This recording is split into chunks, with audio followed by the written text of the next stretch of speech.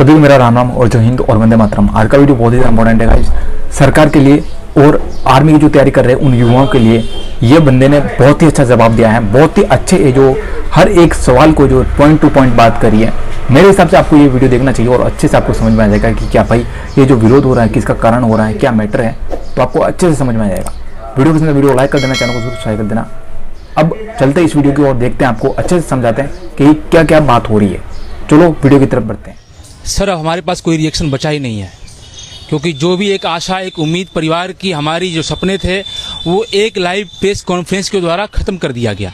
Sir मैं बताना चाहूँगा कि हम लोग भारतीय वायुसेना के 2020 के वैकेंसी, जिसमें हम लोग की नवंबर 2020 में एग्ज़ाम हुआ, हम लोग स्टार इनटेक XY ग्रुप के एग्ज़ाम को पास किए, उतनी कड़ी फिजिकल टेस्ट को पास किए, और यह वही ग्राउंड गांधी मैदान है जहां हम लोग 5-5 राउंड इसका दौड़ा करते थे।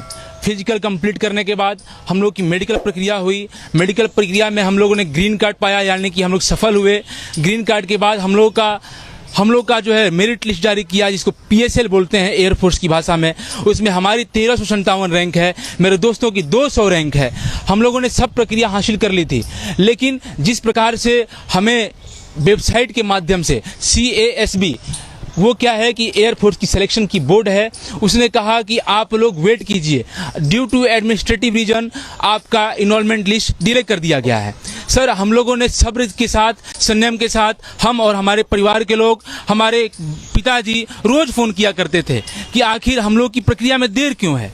लेकिन अफसरों ने कहा, उस CASB बोर्ड के अधिकारियों ने कहा कि कोरोना के चलते और प्रशासनिक कारणों के चलते आप लोग सब्र रखें, आप लोग की भर्ती प्रक्रिया जल्द ही सुनिश्चित कर ली जाएगी। लेकिन सर 1 साल बीत जाने के बाद हम सभी लोगों ने जब देखा कि सब्र का बांध टूट रहा है, हम लोग की आकांक्षाएं और सपने टूट रहे हैं, तो हम लोगों ने जंतर मंतर दिल्ली पे घेराव करने का और शांतिपूर्वक ढंग से प्रदर्शन करने का काम किया। उस मीटिंग में राजनाथ सिंह, देश के माननीय रक्षा मंत्री भी आए थे। उन्होंने हमें ये वचन दिया, हम लोगों से वादा किया कि आप लोगों की भर्ती प्रक्रिया जो बची हुई है, जो ज्वाइनिंग लेटर देने वाले हैं, वो जल्द ही पूरी कर ली जाएगी। लेकिन सर 2 दिन पहले तीनों सेना के प्रमुखों ने और माननीय रक्षा मंत्री ने क्या कहा कि अब भारतीय वायुसेना या भारत की तीनों सेनाओं में भर्ती प्रक्रिया को अग्निपथ स्कीम के द्वारा अग्निवीर के तहत लिया जाएगा।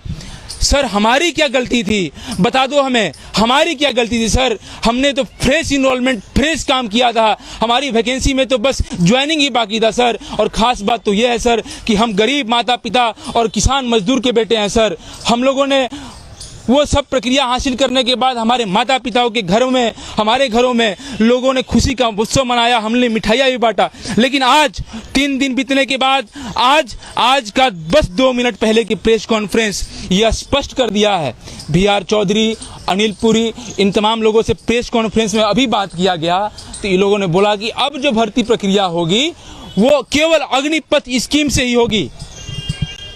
एक प्रेस कॉन्फ्रेंस में एक पत्रकार बंधु ने पूछा कि सर क्या बताइए, आपकी जो भर्ती प्रक्रिया में बस ज्वाइनिंग लेटर बाकी था, उन लोगों तो आप ले लिए होते, आगे की प्रक्रिया तो भविष्य की है, उस पर आप विचार करते, उसको आप लोग सुनिश्चित करते। लेकिन BR चौधरी ने कहा कि मेडिकल रिपोर्ट बहुत दिन हो गया मेडिकल किए हुए, तो हो सकता है इसलिए हम उनकी प्रक्रिया जो है शुरू से अग्निपथ से करेंगे। सर आप हमारी मेडिकल फिर से ले लेते, हम तैयार हैं। हमारे 7000 जो वायु सैनिक हैं, हमारे जितने भी वायुसेना के लोग जो ज्वाइनिंग के तैयार कर रहे हैं, हम सब डंके की चोट पे कह रहे हैं कि रक्षा मंत्री जी, वायुसेना के चीफ जी, आप हमारा मेडिकल कर लो, हमें कोई अफसोस नहीं है। आप बाहर का भी रास्ता दिखाओगे तो हम बाहर जाने के लिए तैयार हैं। लेकिन आपने क्या किया, आपकी तो नीति बस ये है कि किसी तरह अगर ये लोग का मेडिकल ले लेंगे तो ये लोग को परमानेंट करना पड़ जाएगा। इसलिए आपने क्या किया कि अग्निपथ स्कीम से करेंगे तो उसमें बहुत सारे लड़के आउट चले जाएंगे, और जिसको रखना भी होगा तो उसको बस अग्निपथ स्कीम से 4 साल रखना पड़ेगा।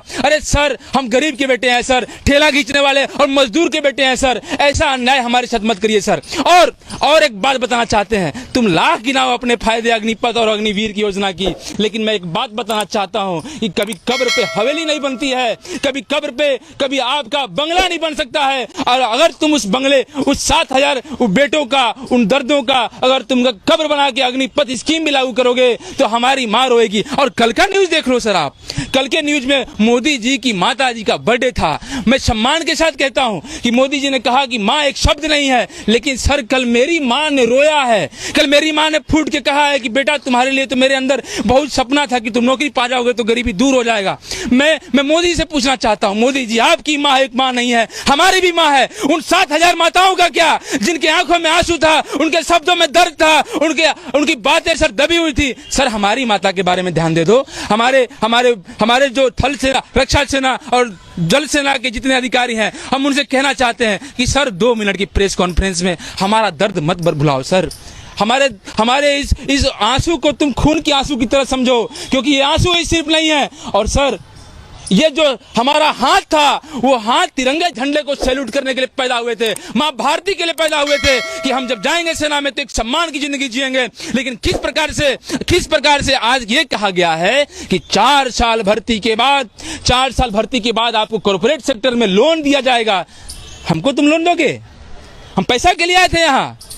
और खास बात बता दूं सर कि जब एक एयरफोर्स, एक सिपाही आर्मी और किसी मिलिट्री के सैनिक की भर्ती होती है तो उसकी सैलरी 40,000 प्रत्येक महीना होती है। उसमें उसको मेडिकल फैसिलिटी हर एक दिया जाता है अलग से।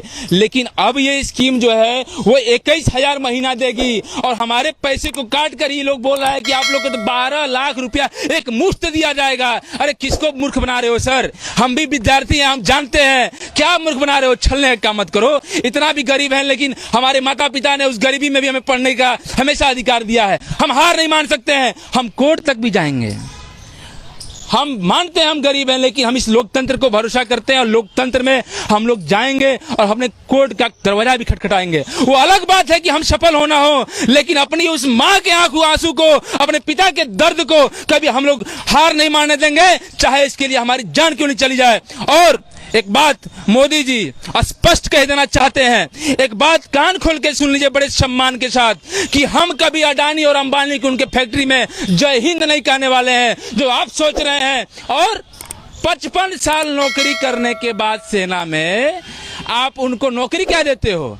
उनको नौकरी देते हो गार्ड बन जाओ, एटीएम गार्ड बना देते हो, बैंक गार्ड बना देते हो। अरे साहब, जब 55 साल नौकरी करने के बाद एक देश का महान योद्धा जब बैंक का सिक्योरिटी गार्ड का नौकरी करता है, तो हम 4 साल का जो अग्निपथ अग्निवीर से जो लड़के रिटर्न होके आएंगे, उसके लिए तुम ये जो छलावा कर रहे हो कि उनके लिए हम कॉर्पोरेट सेक्टर में भेज देंगे, क्या मूर्ख बनाने का प्रयास कर रहे हो मोदी जी? जो पहले रिटायर हुए उनको तो ध्यान दिया नहीं, अब हमें मूर्ख बना रहे हो। और अगर आप हमारे साथ बिजनेस कर रहे हो मोदी जी, आप बिजनेस हमारे साथ कर रहे हो, तो हम कह रहे हैं कि आप अगर 71 साल की उम्र में देश के शासन व्यवस्था को चला सकते हो, तो आप हमें 22 साल के रिटायर करना चाहते हो? अरे हमारे शरीर में अभी भी वो युवा जोश है, वो लहर है, और ये बिहार की धरती है। और मैं संपूर्ण भारत के लोगों से कहना चाहता हूं कि बिहार और पूरे भारत के हिंदू मुसलमान मेरे भाइयों, एक बात कहना चाहता हूं कि आज देश की सेना पे जो चोट किया गया है, आज आप लोग, मैं विनम्र निवेदन करता हूं कि आज आप लोग साथ हो जाइए। अगर आज साथ आप लोग नहीं हुए तो आप लोग की आने वाली नस्लें पूछेंगी कि पिताजी जब देश की सेनाओं को प्राइवेट किया जा रहा था, जब देश के नौजवानों के साथ छला जा रहा था, तो आप लोग खड़े क्यों नहीं हुए? अरे हिंदू मुसलमान करके देश का बहुत सारी सरकारी संस्थाएं बेच दिया गया, हमारी क्या गलती थी सर? इसलिए मेरी बातों को आप लोग एक तो संदेश भी समझो, और हम एक बात कहना चाहते हैं कि हमारी भर्ती कर दो। इसके लिए हमें बर्बाद न करो साहब, हमारी क्या गलती थी? तुम स्कीम लाओ, वो भविष्य की बातें हैं, लेकिन 7,000 लोगों की कब्र को मत खोदो। वो 7,000 लोगों की बददुआएं तुम्हें लगेंगी। और हम चाहते हैं कि हम देश के शान में, आन में, देश के लिए अगर सर्वोच्च बलिदान भी देना होगा तो हम खड़े होंगे। सर्वोच्च बलिदान के लिए कभी देश के लोग कभी पैसे के लिए पीछे नहीं हटेंगे। हम ये बात कहना चाहते हैं, हम देश की सेवा जरूर करेंगे और मरते दम तक करेंगे। और तुम्हारे इस नियम के खिलाफ, इस संवैधानिक कार्य के खिलाफ हम देश के सर्वोच्च न्यायालय सुप्रीम कोर्ट तक जाके अपनी आवाजों को बुलंद करेंगे। मैं आपसे अब ये सवाल पूछना चाहूँगा, अभी जब बात कर रहे थे आप बहुत ज़्यादा भावुक हो गए। मेरा सीधा सवाल है, रास्ता तो आपके लिए खोला है, उन्होंने कहा है भर्ती प्रक्रिया हमने रोकी है, लेकिन अग्निपथ के जरिए रास्ता तो आपके लिए खुला है ना, तो क्या आप उसको अपनाएंगे? क्या आप अग्निपथ के जरिए भर्ती प्रक्रिया में दोबारा से जाएंगे? सर, जब हमारी फ्रेश प्रक्रिया जब हमारी हर एक कार्य हो जाने के बाद बस ज्वाइनिंग लेटर बचा हुआ था, उसको आप निराधार कर देते हो। पहले तो इनकी क्राइटेरिया ये थी कि 17.5 से 21 साल के युवक जो है भारतीय सेना में जाएंगे, लेकिन अब जब देखें कि हमारा इनरोलमेंट लिस्ट जो एयरफोर्स की 2 सालों से लड़का ज्वाइनिंग का इंतजार कर रहा है, उसका एज तो बढ़ गया 21 साल से, तो ये लोग फिर जो है हमारे दबाव में शांतिपूर्ण प्रदर्शन लोगों ने किया, तो उसके दबाव में लोगों ने 23 साल काम करने का प्रयास किया। सर हम तो कतई नहीं जाना चाहेंगे, हम सर 4 साल के इनके असंवैधानिक कार्यों को करने नहीं जाएंगे, हम मानते हैं, लेकिन सर गरीब कितने भी हों, लेकिन जिस तरह से हमारे साथ छला गया है सर, उसको हम बर्दाश्त काम नहीं करने देंगे। हम लोग कतई इस किसी भी हिंसात्मक कार्यों का समर्थन नहीं करते हैं। हम लोग ये चाहते हैं कि कब सभी भी लोग, जितने भी एयरफोर्स, नेवी और आर्मी के कैंडिडेट्स हैं, वो शांतिपूर्ण ढंग से एक तरह संवैधानिक रास्ता अपना के एक नया रास्ता को हम लोग आगे बढ़ाने का प्रयास करेंगे। हिंसात्मक रेलवे से किसी भी सरकारी संपत्ति का कोई विध्वंस करता है, उसकी हम लोग कड़ी निंदा भी करते हैं। और ख़ास बात और बता दें कि जितने भी हमारे जो बच्चे, हमारे साथ जो बिहार के लड़के हैं, एयरफोर्स के हैं, जितने भी हमारे भाई हैं, कभी किसी सरकारी संपत्ति को हमने नुकसान नहीं पहुँचाया है। जो आपने सवाल पूछा कि आप रेगुलर भर्ती पे जाना चाहते थे, अब अग्निपथ स्कीम आई है तो उसमें भी चले जाते, तो मैं आपसे भी एक बात पूछना चाहता हूं सर, कि इस देश के रक्षा मंत्री जी से जो ये बोल रहे हैं कि देश का बहुत सारा पेंशन का पैसा जो पेंशन में लग रहा है उसको हटा देते हैं, तो देश की आर्मी को मॉडर्नाइज और मिलिट्री को मॉडर्नाइज करने का फैसला, ये कदम सराहनीय होगा। सर आप इस देश के रक्षा मंत्री हैं, हम पूरे ईमानदारी के साथ और प्रैक्टिकल बात बोलते हैं। आप अपने विधानसभा का विधायक रहे, विधायक का पेंशन छोड़िए, आप सांसद रहे, सांसद का पेंशन छोड़िए, आप अपनी पार्टी का तमाम जो पेंशन लोग धारक बैठा हुआ है उसको आप उसको ट्रेन के अलाउंस जो देते हैं उसको बंद करिए। क्यों वे सैनिकों को और गरीबों के बच्चों पे ये तानाशाही वाला नियम क्यों थोपा जाता है? क्यों गरीब है इसलिए आप ये थोपते हो? ये क्यों बोला जाता है? राजनाथ सिंह जी, और एक बात और, राजनाथ सिंह जी, आपके बेटे क्यों नहीं डिफेंस सर्विस में आए, ये बता दो। आपका बेटा तो आज विधानसभा में एमएलए है, मैं उसका कोई भी उसका विरोध नहीं करता हूं, एमएलए बने, गरीब का बच्चा कैसे बनेगा सर? आज माननीय गृह मंत्री के बेटे तो बीसीसीआई के अध्यक्ष बन जाते हैं, कोषाध्यक्ष बन जाते हैं, उन पे कोई कार्रवाई नहीं होती। आखिर हमारे ऊपर ही नियम क्यों थोपा जाता है? हमने रिटन परीक्षा क्वालिफाई की है सर, और इस देश के नागरिक हैं, और इस देश का नागरिक हम जानते हैं कि हमारा हक अधिकार क्या है। और 4 साल जो आप अग्निपथ स्कीम ला रहे हो, उसके बाद 4 साल के बाद तो बता दो कि क्या करने वाले हो हमारे साथ। ये हमारे भाई, हम इनके बेटे हैं सर, जो पानी बेचता है इस गांधी मैदान में, जो टॉफी बेचता है, जो पानी बेचता है, चाय बेचता है। और एक बात और सर, हमको आज शक हो रहा है मोदी जी पे।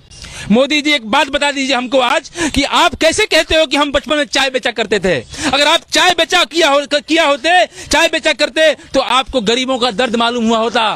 आप बताइए कि आप चाय कहाँ बेचा करते? सर हम नहीं बोलना चाहते इस बात को, हम ये बात को नहीं बोलना चाह रहे थे, लेकिन बोलता हूँ, गरीब जानता है कि गरीब के घर में क्या दिक्कत है। हमारी बहनें हैं, 12 लाख रुपया सर क्या होता है, उनकी शादी करनी होगी तो हम कैसे करेंगे? हमारे पिताजी बीमार पड़ेंगे तो उनके लिए क्या व्यवस्था करेंगे? और मोदी जी आप बताओ कि आप चाय कहाँ बेचा करते थे? मैं उस पॉलिटिकल गेम में नहीं फंसना चाहता हूं, लेकिन आपका मैं अच्छे से जवाब दे दिया कि अगर ये नेताओं के साथ पेंशन व्यवस्था लागू होती है, अगर इन नेताओं को 71 साल में कुर्सी और विधानसभा लोकसभा लड़ने का अधिकार है, तो इस देश के नौजवान जो कि 18 साल में भर्ती होते हैं, उनको 22 साल की और परिश्रम करने के बाद तुम उनको निकालने का प्रयास क्यों करते हो, ये बता दो।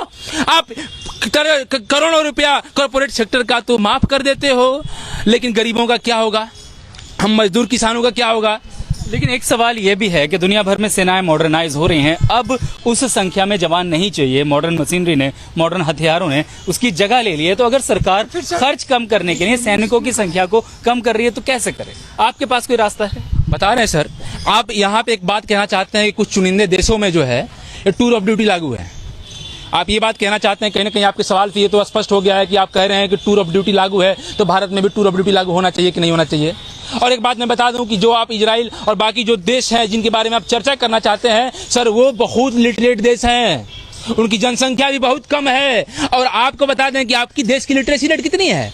आप जाओ गाँव में, आप जाओ उस खेत खलिहानों में जहाँ बच्चा 4 बजे सर निकलता है घर से, और घर से निकलने के बाद दौड़ता है, पसीने से लुप्त होकर घर पे आके बेचारा गिर जाता है, पापा मजदूरी करके फल बेच के सब्जी बेच के आता है घर पे, तो घर का खर्चा निकलता है। उस बच्चे के बारे में कौन ध्यान देगा? गरीब सेना में नहीं जाएगा तो कौन जाएगा? अंबानी का बेटा जाएगा क्या सेना में? लेकिन जो ये सरकार का तर्क है कि हम बच्चे को उसके जीवन के उस दौर में जब उसे सबसे ज्यादा अनुशासन की जरूरत होती है, हम उसे अनुशासित करेंगे, मिलिट्री सर्विस में मौका देंगे और उसके बाद एक मुश्त पैसा भी देंगे, तो बहुत से ऐसे बच्चे जो आज खाली बैठे हैं घरों में, बेरोजगार बैठे हैं, जो बहुत हाई एजुकेशन नहीं ले पाए हैं, क्या उनके लिए ये अग्निपथ बहुत अच्छा सम्मानजनक तरीके से एक रोजगार पाने का या देश की सेवा करने का मौका नहीं होगा? बहुत आपका ये जो सवाल है बहुत कीमती है, और उस कीमती सवाल का जवाब भी हम कीमती से देना चाहेंगे। आप तब ये भी बता दो कि जब आप अग्निपथ स्कीम के बारे में इतना बढ़ा चढ़ा के बोल रहे हो, तो आप क्यों कब्र खोने हमारी? आप 7,000 बच्चों का क्यों बर्बाद जिंदगी किया? क्या हम लोग युवा नहीं थे? जब हम मेडिकल पास किए तो हम लोग की उम्र करीब 18 साल थी। जब हम लोग की उम्र 18 साल थी, तो अगर हम लोग भी सेना में जाते तो कोई हमारी सेना युवा होती? तो आखिर हमारी जिंदगी को बर्बाद करके आप ये दलील देते हो कि सेना मॉडर्नाइज हो गई, तो हमारी क्या गलती थी उसमें सर? आखिर ये दलील भी पेश करो कि आखिर हम लोग का कब्र क्यों खोना आपने? इसके बाद आप अग्निपथ और अग्निवीर की स्कीम के बारे में बात करते हैं। हम लोग की जो कहा गया है कि अग्निवीर में फिर से न्यू रिक्रूटमेंट होगी, फिर से फेज 1 की परीक्षाएं होंगी, जो प्रक्रियाएं फिर से करना पड़ेगा सर, उसकी हम लोग प्रक्रिया में फिर शामिल नहीं होना चाहते हैं। अगर ये अग्निपथ और अग्निवीर में करेंगे तो यानी आपको 4 साल की नौकरी मिलेगी तो आप करने को तैयार हैं? एकदम सर बोल रहे हैं कि आप एक बात बताइए कि जिसके पास कपड़ा नहीं है पहनने को, जिसके पास 2 वक्त की रोटी नहीं है खाने को, सर हम देखिए बाध्य हैं। आप फिर से रिपीट करना चाहते हैं इस बात को? हम ही नहीं, अगर इस नौकरी को हम छोड़ भी देते हैं तो बहुत सारे इस देश के गरीब के बच्चे जाएंगे।